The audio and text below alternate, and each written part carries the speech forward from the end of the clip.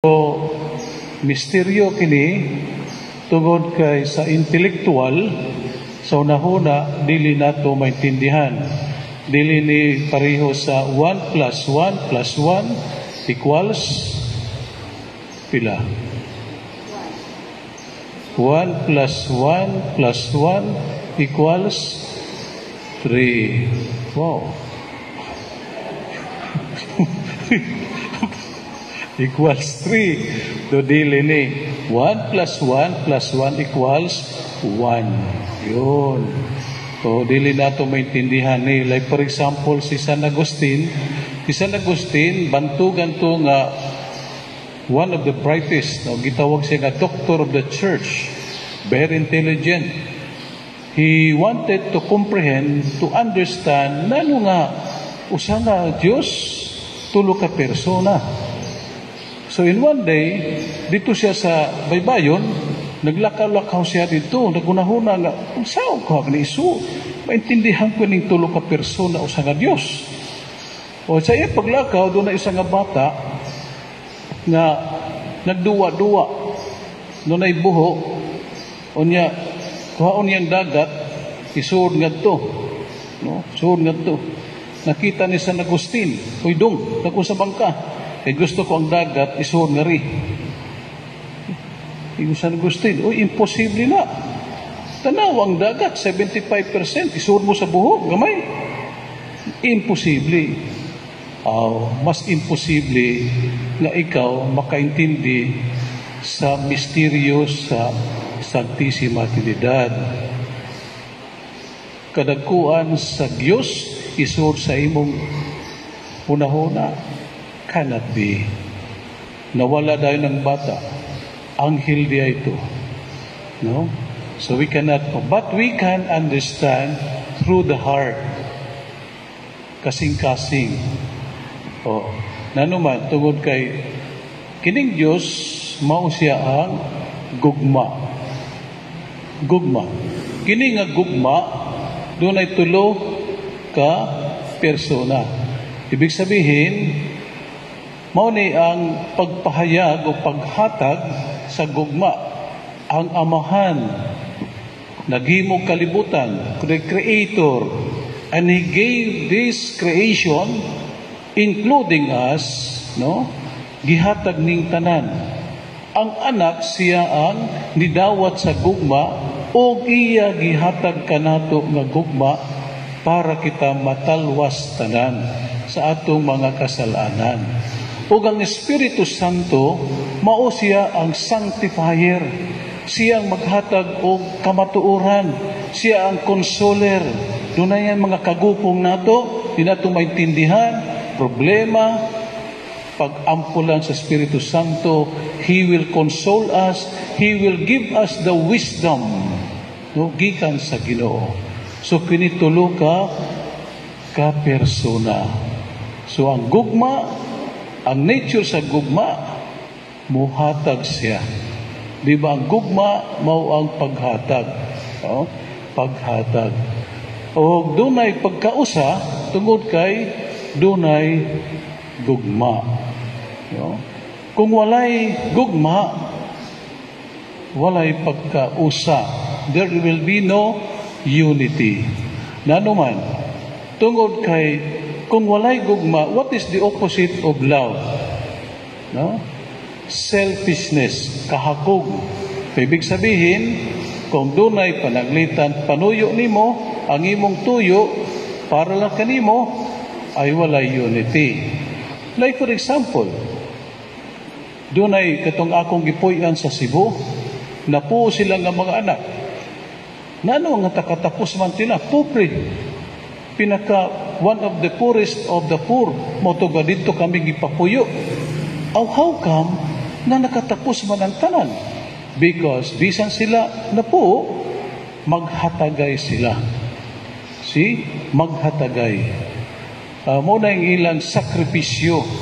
No? Moto nga doon ay kasamok sa pamilya, kay doon na may kahakog.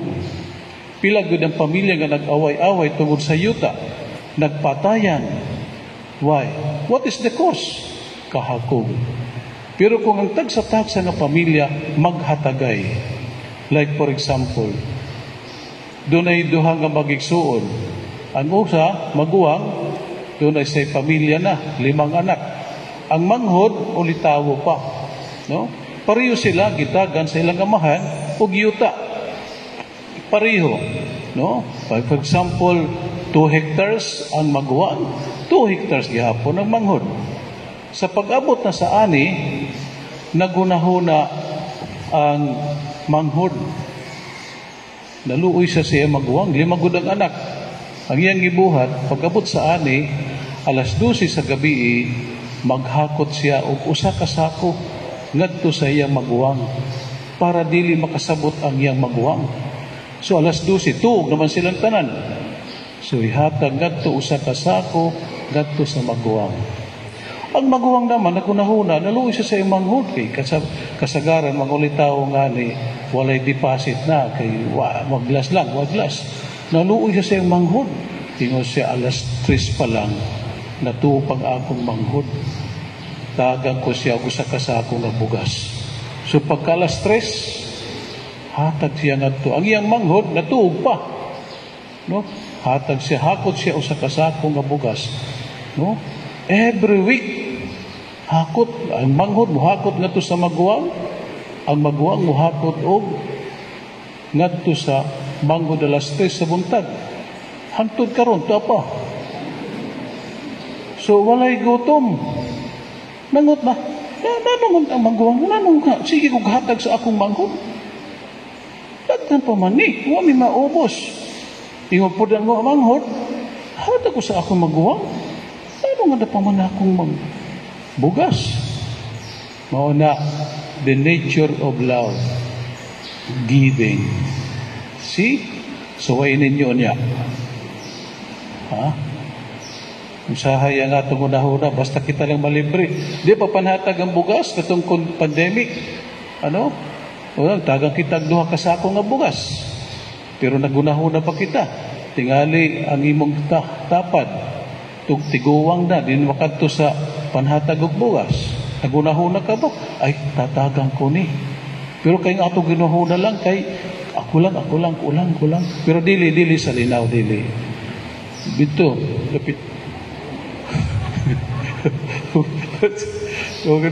So, maula mo ang Holy Trinity, tanawan gahom sa Diyos, ha? Bisan usa nga blessing, pag-ampo, mong ta samahan, anak o Espiritu Santo. Pagkasal, bendisyonan kamo ang amahan, anak, Espiritu Santo. House blessing, car blessing, every blessing, labi na food blessing. Amahan, anak, Espiritu. Pagsugod sa misa, pagtapos sa misa, amahan, anak, o Espiritu. Grabe nga pag-ampo. Bisa na lang ka mo, ayun na lang pag-nobena. Kana na lang. Wala na lang nobena. Pero every 2 minutes, pirmi kang anak. Bisa na asa ka, mato ka sa mall, sige kag anak.